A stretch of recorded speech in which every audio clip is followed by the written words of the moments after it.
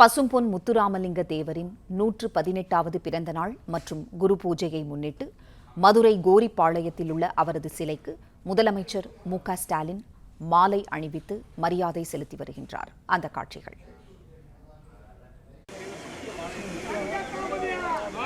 செய்தியாளர் ராஜ்குமார் இணைப்பிருக்கிறார். ராஜ்குமார், வணக்கம்.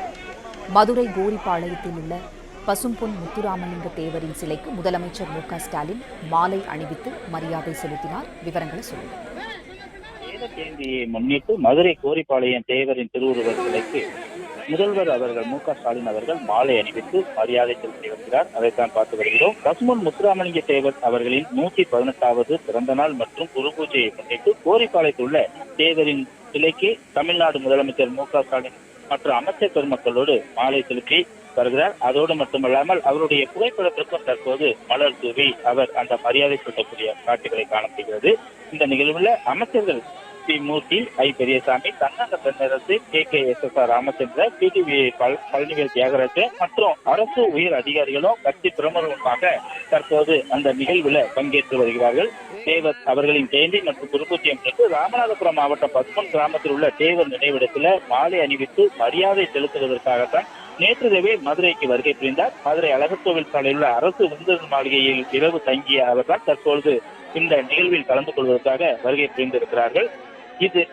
இந்த நிகழ்வை முடித்துவிட்டு தெப்பகுளம் அருகே இருக்கக்கூடிய பருவபாண்டியர்கள் சிலைக்கு மாலை அணிவித்து மரியாதை செலுத்துகிறார். அதனைத் தொடர்ந்து ராமநாதபுரம் மாவட்டம் பசும்பொன் கிராமத்தில் உள்ள தேவருடைய நினைவிடத்துக்கு சென்று மாலை அணிவித்து மரியாதை செலுத்துகிறார். பின்னர் சாலை மார்க்கமாக மதுரை வரக்கூடிய முதல்வர் அவர்கள் தனியார் ஹோட்டலில் சிறிது நேர ஓய்வுக்கு பின்பாக விமானம் மூலமாக சென்னை செல்கிறார். முதல்வர் வருகையை முன்னிட்டு மதுரை மாநகர் மற்றும் புறநகர் பகுதிகளில் 5000க்கும் மேற்பட்ட போலீசாரும் பாதுகாப்பு பணியில ஈடுபடுத்தப்பட்டு வருகிறார்கள்.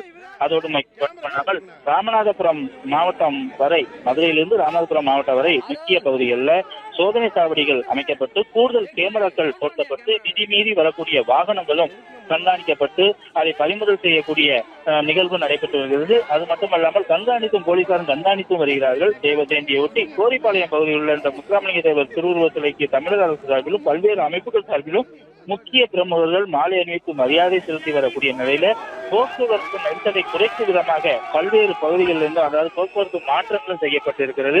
தற்போது முதல்வர் அவர்கள் இங்கு மரியாதை செலுத்திய பின்பாகத்தான் அவர் மரியாதை செலுத்தி வருகிறார். இன்னும் சிறிது நேரத்தில் அவர் ராமநாதபுரம் மாவட்டத்திற்கு சாலை மார்க்கமாக செல்ல உள்ளார். தற்போது அந்த காட்சிகளை தான் நாம் பார்த்து வருகிறோம்.